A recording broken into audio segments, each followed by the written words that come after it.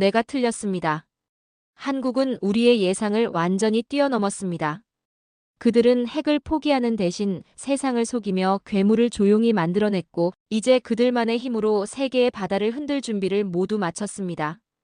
전직 나토 전략기획국장의 단 한마디는 유럽 전체 안보계를 뒤흔들었고 한때 한국을 단순한 무기 구매국으로 여겼던 그의 시선은 이제 완전히 뒤바뀌었습니다.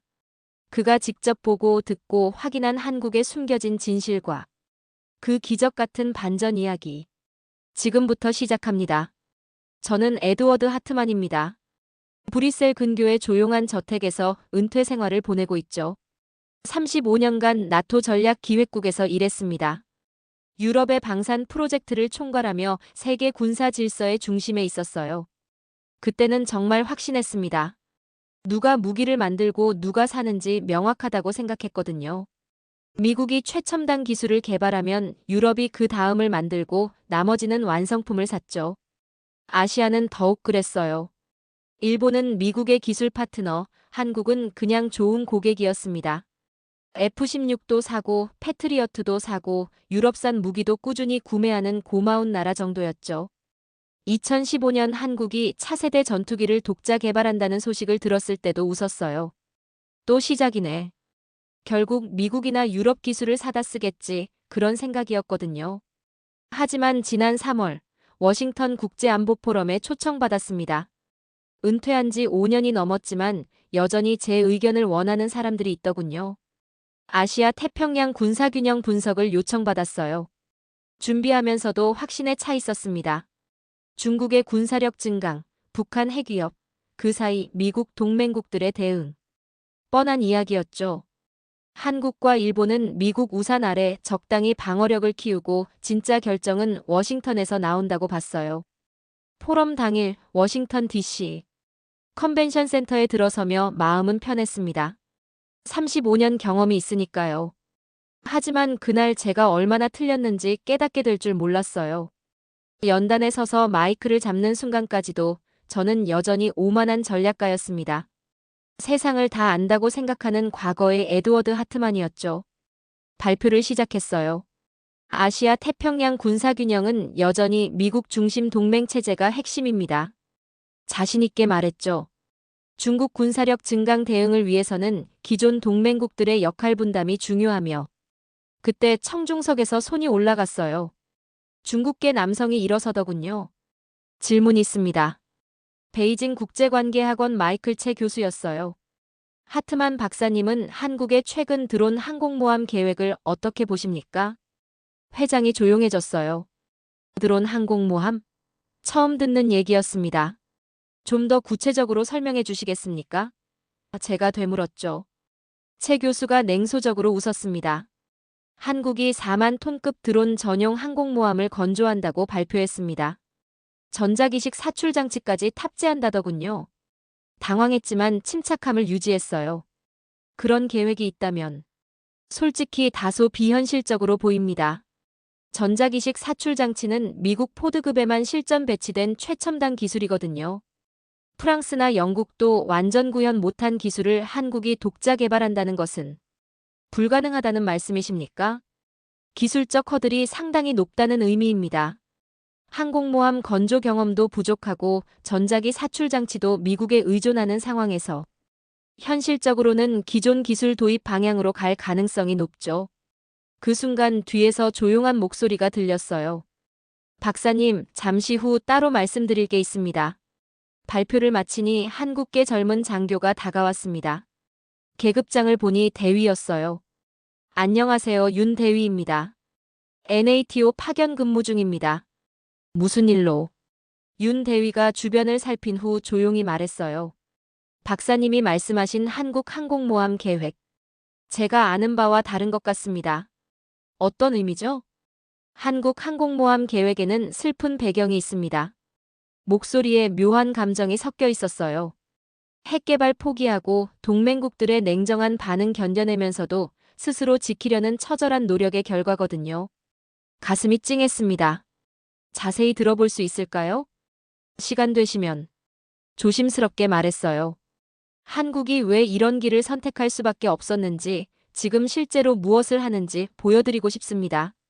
그날 밤 호텔에서 깊은 생각에 빠졌어요. 정말 제가 한국에 대해 모르는 게 이렇게 많았을까요? 다음 날 아침 윤 대위와 만났습니다. 워싱턴 DC. 시내 조용한 카페였어요. 포토맥 강이 내려다 보이는 아늑한 자리에서 윤 대위는 커피 한 잔을 앞에 두고 진중한 표정으로 말을 시작했습니다. 박사님, 한국이 핵개발을 포기한 게 언제인지 아십니까? 70년대 후반쯤으로 알고 있는데요. 1978년이었습니다. 윤 대위의 목소리가 낮아졌어요. 미국 압력으로 포기할 수밖에 없었죠. 그때부터 한국은 다른 길을 찾아야 했어요. 자주국방의 길을요. 윤 대위가 태블릿을 꺼냈습니다. 화면에는 마덱스 2025 전시회 자료가 나왔어요. 이게 바로 어제 최 교수가 말한 그 드론 항공모함입니다. 화면 속 함선 모델을 보는 순간 숨이 멎었어요. 4만 톤급 규모의 깔끔한 비행갑판, 그리고 뭔가 심상치 않은 구조물들이 보였거든요. HD 현대에서 공개한 CVX 모델이에요. 하지만 진짜는 따로 있습니다. 윤 대위가 화면을 넘겼어요. 한화오션의 고스트 커맨더예요. 새로운 모델이 나타났습니다. 더 현실적이고 구체적인 설계였어요. 특히 함수 부분의 사출장치 구조가 눈에 띄었습니다. 전자기식 사출장치가 정말 들어갑니까? 제가 물었어요. 네. 그것도 완전 독자 기술로요. 윤 대위가 고개를 끄덕였습니다. 포드급에만 있던 기술이 한국 설계서에 적혀 있어요. 하지만 이게 끝이 아닙니다. 무슨 말씀이시죠? 윤 대위가 주변을 다시 살펴본 후 속삭였어요. 드론 항모는 위장이에요. 내부엔 완전한 항공모함의 심장이 들어있거든요. 그 말에 등골이 서늘해졌습니다. 설마 KF-21도 이 함에서 이륙할 수 있도록 설계됐어요. 드론만 운용한다는 건 겉포장이었던 거죠. 윤 대위가 또 다른 자료를 보여줬습니다. 중동, 남미, 동남아 국가들과의 접촉 기록이었어요. 지금 이 순간에도 여러 나라에서 문의가 들어오고 있습니다. 드론 항모만이 아니라 잠수함, 스텔스함까지 패키지로 구매하겠다는 거예요. 패키지요? 한국은 단일 무기가 아니라 시스템을 팔고 있었어요. 윤 대위의 목소리에 자부심이 섞여 있었습니다. 미국 방산 독점에 맞서는 새로운 글로벌 방산 공급자로 나선 거죠. 그때 제 휴대폰이 울렸어요. 브뤼셀에서 온 전화였습니다. 잠깐만요. 전화를 받았습니다. 에드워드, 프란츠야. 유럽 방산정보 브로커였어요. 너 어제 워싱턴에서 한국 얘기했다며? 그런데 왜? 지금 유럽 전체가 난리야. 한국이 뭔가 엄청난 걸 숨기고 있었던 것 같거든. 네덜란드 정보부에서 급히 자료 요청 들어왔어. 전화를 끊고 윤 대위를 바라봤어요. 그는 씁쓸하게 웃고 있었습니다. 아직도 믿기 어려우시죠? 어제까지만 해도 박사님은 한국을 무기 사는 나라로만 보셨으니까요. 맞았어요. 어제까지만 해도 그랬습니다. 하지만 한국은 이미 준비를 마쳤어요. 윤 대위가 마지막 자료를 보여줬습니다. 이제 더 이상 보호받는 나라가 아니라 자신만의 방패를 만드는 나라가 됐거든요. 화면에는 경남 해상실험장에서 촬영된 것으로 보이는 사진이 있었어요. 뭔가가 빠른 속도로 사출되는 모습이었습니다. 저게 뭐죠? 무인 스텔스 전투기 목업 사출 테스트예요. 성공했습니다. 그 순간 제 50년 경험이 모두 흔들렸어요. 한국이 정말 해낸 거였나요? 박사님. 윤 대위가 일어서며 말했습니다. 이제 세상이 바뀔 차례예요.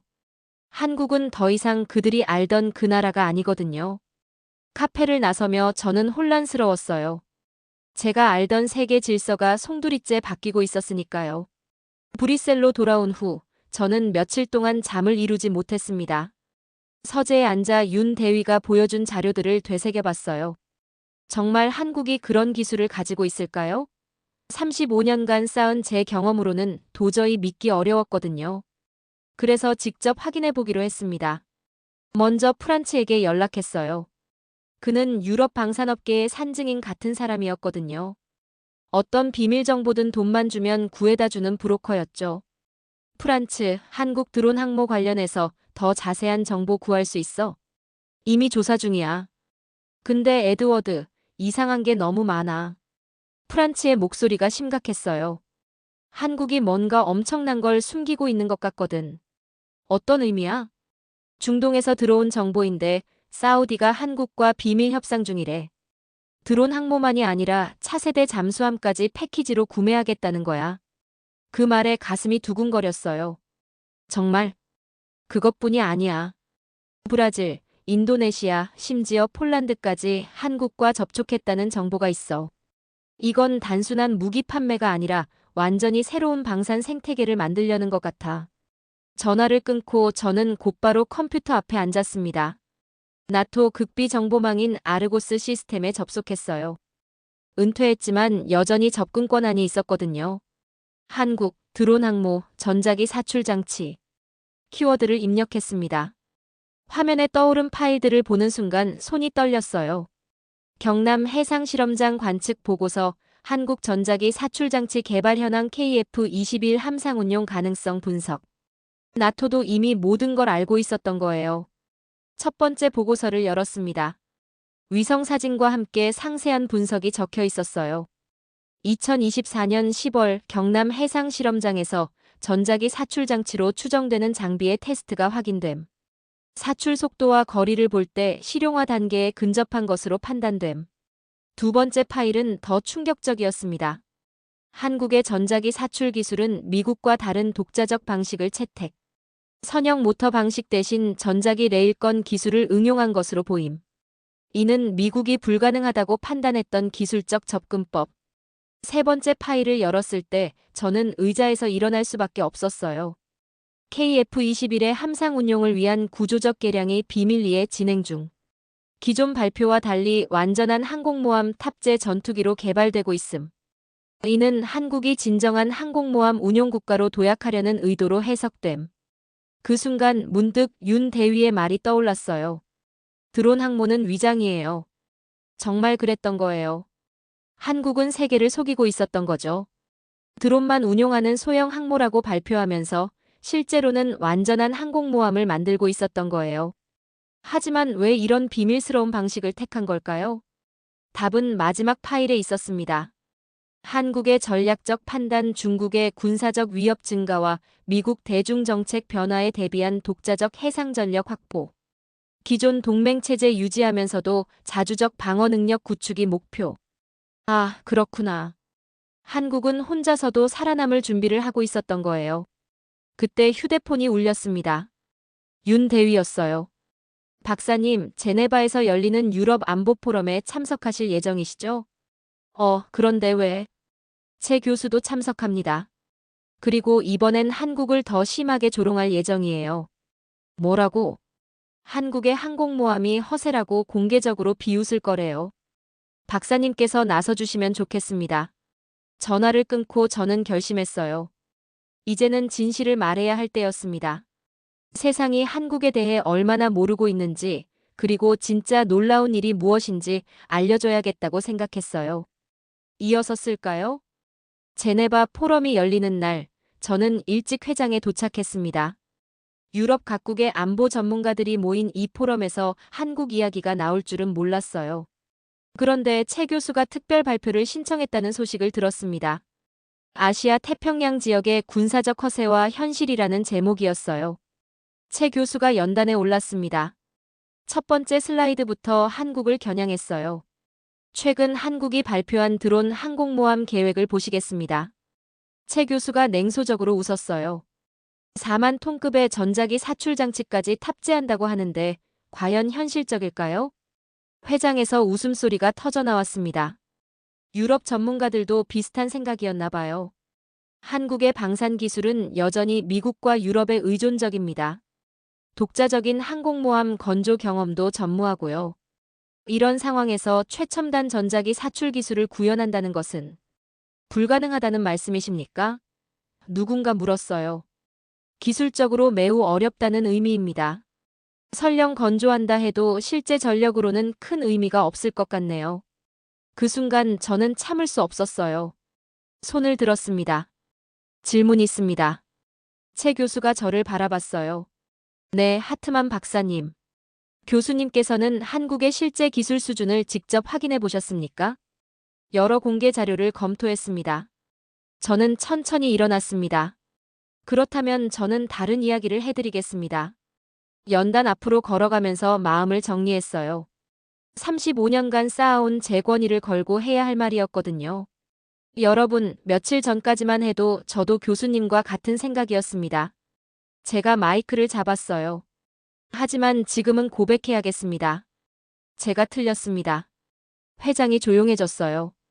한국의 드론 항모는 트로이 목마입니다. 저는 분명하게 말했어요. 겉으로는 드론 전용이라고 하지만 실제로는 완전한 항공모함으로 설계됐습니다. 무슨 근거로 그런 말씀을? 최 교수가 끼어들었어요. 나토 아르고스 시스템의 극비 자료입니다. 저는 미리 준비한 자료를 스크린에 띄웠어요. 경남 해상실험장에서 실시된 전자기 사출 테스트 위성 사진입니다. 회장에서 탄성이 터져 나왔어요. 선명한 위성 사진에는 사출되는 물체의 궤적이 보였거든요. 이 테스트는 성공했습니다.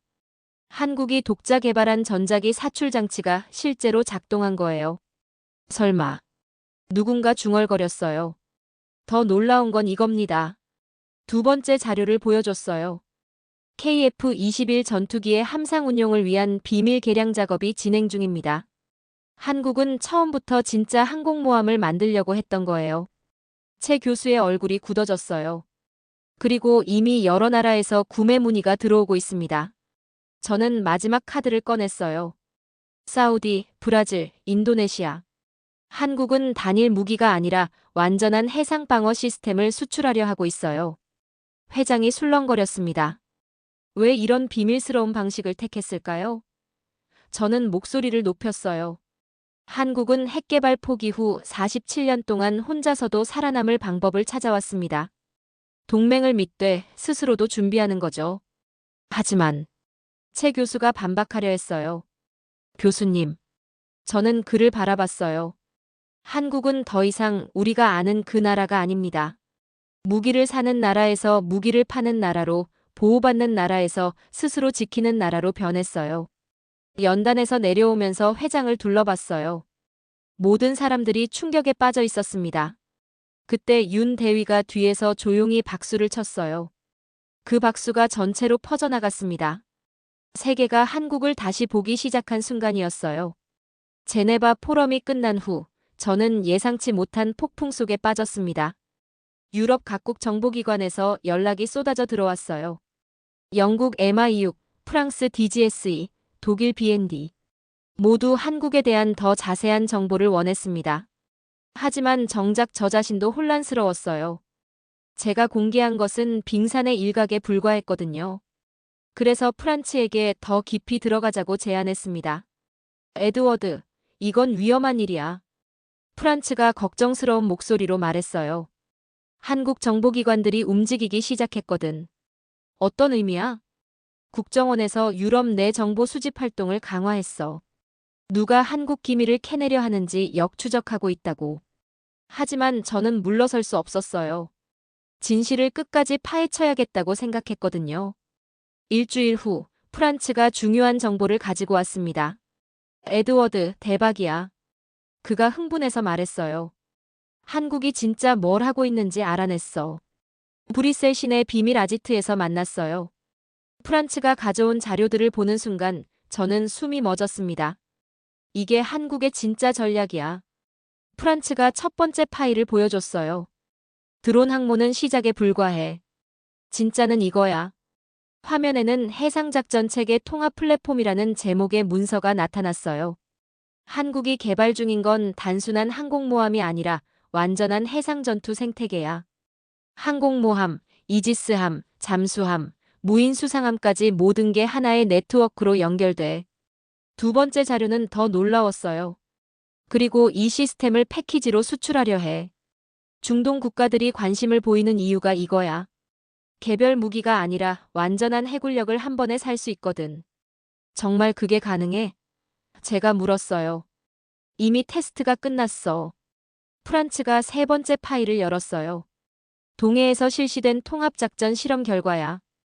모든 플랫폼이 실시간으로 정보를 공유하면서 작전을 수행했어. 그 순간 저는 깨달았어요. 한국이 하고 있는 건 단순한 무기 개발이 아니었어요. 완전히 새로운 전쟁 패러다임을 만들고 있었던 거죠. 그런데 왜 이렇게 비밀스럽게 하는 거지? 제가 물었어요. 미국 때문이야. 프란츠가 심각한 표정으로 말했어요. 한국이 이 기술을 완전히 공개하면 미국 방산업계가 큰 타격을 받을 거야. 록히드 마틴, 보잉, 레이시온.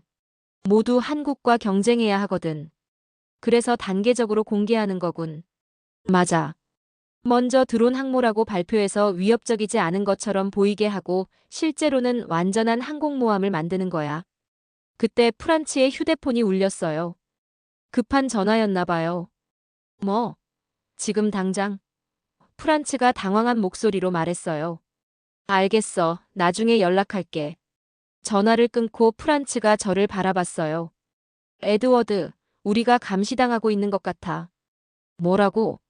방금 내 정보원이 경고했어. 한국 정보기관에서 우리 움직임을 추적하고 있다고. 그 순간 문득 무서워졌어요. 저희가 너무 깊이 들어간 건 아닐까요? 그럼 이제 그만두는 게 좋겠군. 제가 말했어요. 아직 하나 더 있어. 프란츠가 마지막 파일을 보여줬어요. 한국이 정말 노리는 건 이거야. 화면에 나타난 건 세계 지도였어요. 한국을 중심으로 여러 선이 그어져 있었습니다. 한국은 새로운 방산 동맹을 만들려고 해. 미국 중심의 기존 체제에 대항하는 제3의 축을 말이야. 제3의 축? 중동, 동남아, 남미 국가들과 함께 독자적인 방산 생태계를 구축하는 거야. 이게 성공하면 세계 군사 질서가 완전히 바뀔 거야. 자료를 보고 나서 저는 한동안 말을 잇지 못했어요. 한국이 이런 큰 그림을 그리고 있었다니. 에드워드. 프란츠가 조심스럽게 말했어요. 이제 우리도 선택해야 해. 이 정보를 어떻게 할 건지. 정말 어려운 선택이었어요. 진실을 알렸지만 그 진실이 세상을 어떻게 바꿀지는 아무도 모르니까요. 며칠 후 저는 결정적인 증거를 찾게 되었습니다. 프란츠의 경고에도 불구하고 더 깊이 파헤치기로 했어요. 나토 아르고스 시스템의 최고 기밀 파일에 접근했습니다. 제 권한으로는 위험한 일이었지만 진실을 알아야겠다는 생각이 강했거든요. 늦은 밤 브뤼셀 저택의 서재에서 컴퓨터 앞에 앉았어요. 손가락이 떨렸지만 키보드를 두드렸습니다. 한국 해상실험장 극비 관측 자료. 파일이 열리는 순간 저는 의자에서 벌떡 일어났어요. 화면에는 고해상도 위성 사진들이 연속으로 나타났습니다. 경남 해상실험장에서 촬영된 것들이었어요. 날짜를 보니 불과 3개월 전이었습니다. 첫 번째 사진에는 실험용 플랫폼이 보였어요. 항공모함 갑판을 축소한 듯한 구조물이었습니다. 두 번째 사진에서는 뭔가가 준비되고 있었어요. 전투기 크기의 물체가 사출기 위에 올려져 있었습니다. 세 번째 사진. 그 순간 저는 숨을 멈췄어요. 물체가 사출되고 있었습니다. 엄청난 속도로 말이에요. 전자기 사출 장치가 실제로 작동하고 있었던 거예요. 이럴 수가. 중얼거리며 다음 파일을 열었습니다. 사출 테스트 분석 보고서. 테스트 대상 KF-21 크기 무인 목업 사출 속도, 시속 270km 사출거리 300m 결과 완전 성공. 보고서를 더 읽어보니 충격적인 내용들이 나왔어요. 한국의 전자기 사출 기술은 미국과 완전히 다른 방식을 채택. 기존 선형 모터 방식 대신 플라즈마, 가속 기술을 응용한 것으로 판단됨. 이는 이론적으로만 존재하던 기술의 실용화로 평가됨. 특히 주목할 점은 전력 소모량이 미국 포드급 대비 30% 적다는 것. 이는 한국이 완전히 새로운 접근법을 개발했음을 의미함. 저는 다른 파일들을 계속 열어봤어요. KF-21 함상 운용 개량 프로젝트. 이 파일을 보는 순간 모든 퍼즐이 맞춰졌습니다. KF-21의 함상 운용을 위한 비밀 개량 작업이 진행 중. 주요 변경 사항은 다음과 같음. 착함 후크 장착. 기체 구조 강화. 염분 부식 방지 코팅. 함상 경납을 위한 날개 폴딩 시스템. 이러한 개량을 통해 KF-21은 완전한 함상 전투기로 운용 가능. 한국이 진정한 항공모함 전력을 보유하게 됨을 의미. 그때 갑자기 경보음이 울렸어요. 시스템 접근이 감지됐다는 신호였습니다. 접근 경고 승인되지 않은 파일 열람이 감지되었습니다. 서둘러 마지막 파일을 열었어요. 한국해상전력 종합평가. 결론 한국은 이미 독자적인 항공모함 전력 보유국이 됨. 드론 항모라는 명칭은 의도적 위장으로 판단됨. 실제로는 미국, 프랑스에 이은 세 번째 전자기 사출 항공모함 보유국이 될 전망. 특히 주목할 점은 한국의 전략적 사고방식. 기존 강대국들이 거대하고 비싼 항공모함을 선호하는 반면 한국은 중형이지만 고효율의 다목적 플랫폼을 추구. 이는 비용 대비 효과면에서 혁신적 접근법. 컴퓨터를 급히 끄고 저는 깊은 생각에 빠졌어요. 한국이 정말 해낸 거였어요. 아무도 예상하지 못한 방식으로 아무도 모르게 말이죠. 그때 휴대폰이 울렸습니다. 윤 대위였어요. 박사님, 안전한 곳에 계시죠? 왜 그러죠? 박사님이 시스템에 접근한 걸 알고 있어요. 지금 여러 정보기관에서 움직이고 있습니다. 그럼 위험한 건가요? 아니에요. 오히려 초대장이 왔어요. 초대장? 한국 정부에서 박사님을 초청하고 싶다고 합니다. 직접 보여드리고 싶은 게 있다고 하네요. 전화를 끊고 저는 창밖을 바라봤어요. 정말 한국에 가봐야 할까요? 하지만 이미 너무 깊이 들어온 것 같았어요. 이제는 끝까지 가봐야겠다는 생각이 들었습니다. 진실을 직접 눈으로 확인하고 싶었어요. 한 달 후, 저는 인천공항에 도착했습니다. 한국 정부의 초청을 받아들이기까지 많은 고민이 있었어요. 하지만 진실을 직접 확인하고 싶다는 마음이 더 컸습니다. 공항에서 윤 대위가 저를 맞이했어요. 이제는 소령으로 진급해 있었습니다. 박사님, 한국에 오신 걸 환영합니다. 이상한 기분이에요. 이렇게 직접 와보니까. 차 안에서 윤 소령이 말했어요. 오늘 특별한 분을 만나실 예정입니다. 국방부 차관님이세요. 서울 시내를 지나면서 한국의 변화된 모습에 놀랐어요. 곳곳에 첨단 기술 회사들의 건물이 보였고 거리는 활기로 넘쳤습니다. 국방부 청사에 도착했을 때 차관이 직접 나와서 맞이해줬어요. 하트만 박사님, 멀리서 와주셔서 감사합니다. 저는 김 차관입니다. 만나 뵙게 되어 영광입니다. 회의실에서 김 차관이 진솔하게 말을 시작했어요. 박사님, 우리가 왜 이런 방식을 택했는지 이해해 주셨으면 합니다. 어떤 의미인지요? 한국은 지난 70년간 늘 남의 보호를 받아야 하는 나라였어요. 하지만 이제는 달라졌습니다. 스스로 지킬 수 있는 힘을 가져야겠다고 결심했거든요. 김 차관이 자료를 보여줬어요. 드론 항모 프로젝트는 시작에 불과합니다. 우리의 진짜 목표는 완전한 자주국방이에요. 하지만 왜 이렇게 비밀스럽게 진행한 거죠? 급작스러운 변화는 오히려 불안정을 가져올 수 있어요. 기존 동맹 관계를 유지하면서도 독자적 능력을 키우는 게 최선이라고 판단했습니다. 그날 오후 경남 해상실험장으로 이동했어요. 헬기를 타고 가면서 내려다본 한국의 바다는 평화로워 보였습니다. 실험장에 도착하니 실물 크기의 전자기 사출 장치가 있었어요. 나토 자료로만 보던 것을 직접 눈으로 보니 감격스러웠습니다. 이게 바로 우리가 개발한 플라즈마 가속 사출기입니다. 기술 책임자가 설명해줬어요. 미국과는 완전히 다른 방식이죠. 실제로 작동하는 모습을 볼 수 있나요?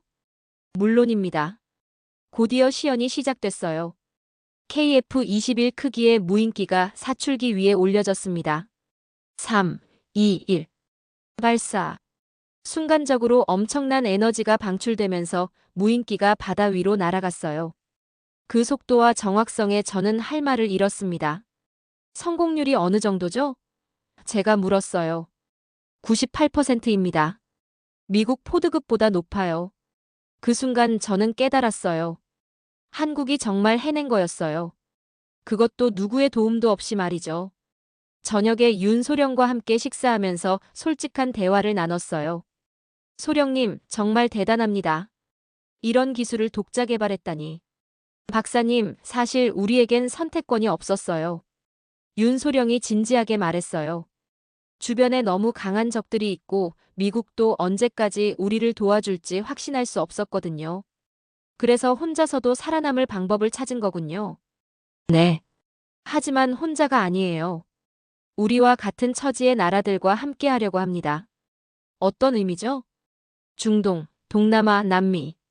강대국들 사이에서 살아남으려 애쓰는 나라들이 많아요. 그들과 함께 새로운 협력 체계를 만들고 싶어요. 한국에서의 사흘간 저는 많은 것을 보고 느꼈어요. 한국은 더 이상 제가 알던 그 나라가 아니었습니다. 귀국 전날 밤 호텔에서 긴 편지를 썼어요.